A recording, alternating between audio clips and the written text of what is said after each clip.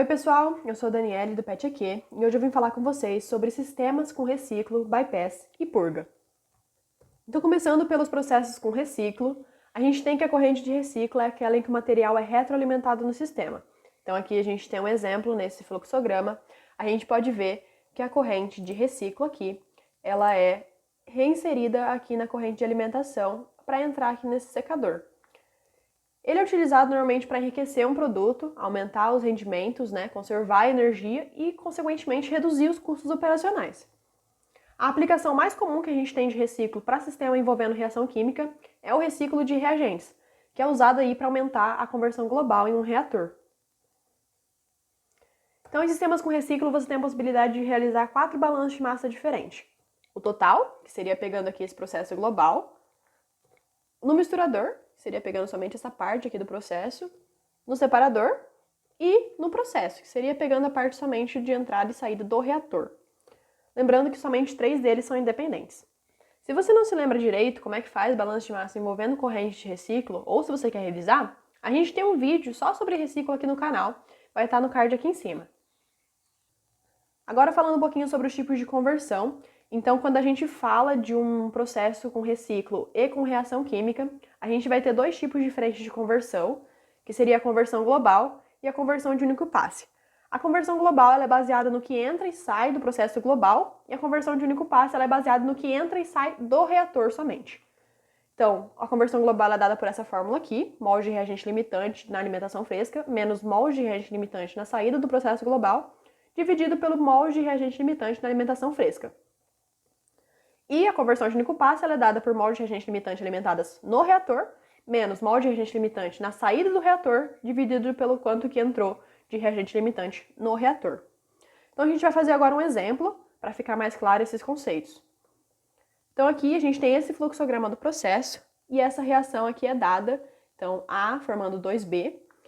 Então a gente quer saber qual é a conversão global e qual é a conversão de único passe desse exemplo. Então a gente tem que a conversão global ela é dada pelos mols de reagente limitante de alimentação fresca, esse aqui, 100 mols, então por isso que a gente coloca esse 100 aqui, menos o mol de reagente limitante que sai no processo global, a gente não tem nada saindo aqui do processo global de A, dividido pela quantidade que entra de reagente limitante de alimentação fresca, que é, de novo, os 100 mols. Então por isso que a conversão global ela fica igual a 1. A conversão de único passe ela é dada, então, pela quantidade de mols de reagente limitante que é alimentado no reator, então 1000 mols aqui, por isso que esse 1000 vem aqui, menos o mol de reagente limitante na saída do reator. Aqui na saída do reator a gente não tem a quantidade certinha de quanto saiu de reagente limitante, porém a gente consegue saber essa informação através dessas outras correntes aqui. O separador aqui, gente, ele não vai fazer nada mais do que separar o B do A. Então, por isso que a gente consegue definir que tudo que saiu aqui do reator é o que está passando aqui para a corrente de reciclo. Então, 900 mols de A. Então, por isso que esse 900 vem aqui. Então, dividido por 1000, que é a quantidade de mol de reagente limitante que é alimentado no reator. Que, então, fazendo a continha, vai dar igual a 0,1, que é a conversão de único passe. As conversões, tanto a global quanto a de único passe, elas podem, então, ser relacionadas com a extensão da reação. Então, lembrando que a extensão da reação ela é dada, então, por fração de conversão do reagente, vezes número de mol de entrada do reagente limitante, dividido pelo coeficiente estequiométrico do reagente limitante.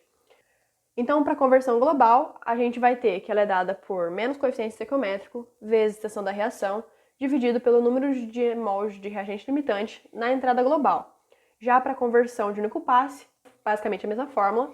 Então, menos coeficiente estequiométrico vezes extensão da reação, dividido pelo número de mols de entrada do reator de reagente limitante.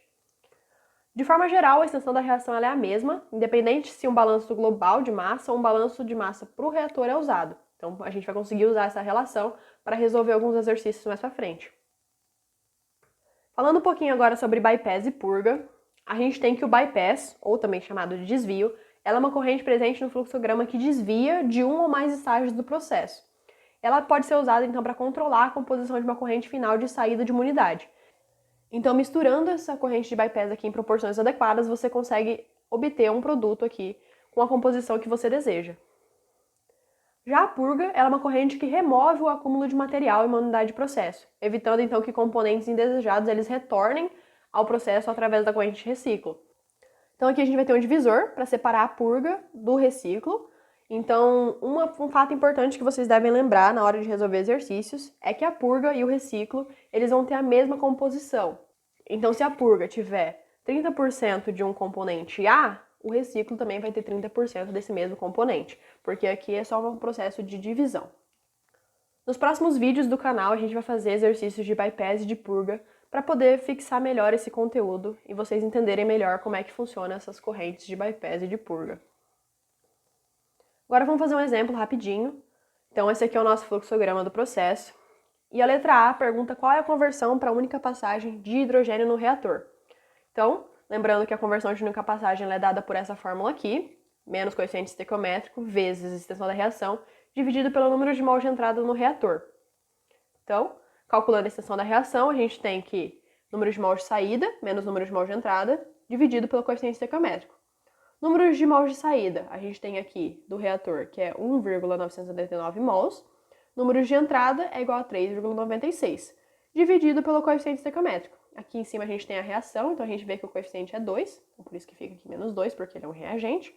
Fazendo a continha, a gente vai ter que a extensão da reação é igual a 0,99.